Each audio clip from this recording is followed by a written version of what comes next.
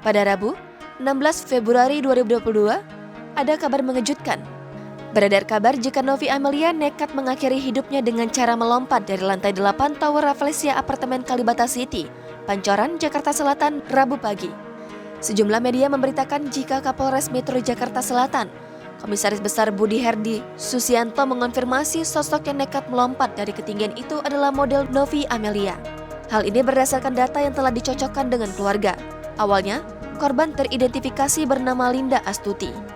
Kasus ini telah dikonfirmasi Kanit Reskrim Polsek Pancoran AKP Abdullah. Peristiwa itu terjadi sekitar pukul 5.00 waktu Indonesia Barat.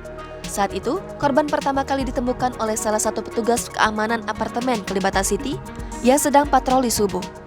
Korban ditemukan dalam kondisi tergeletak dengan luka di paha dan kepala bagian belakang.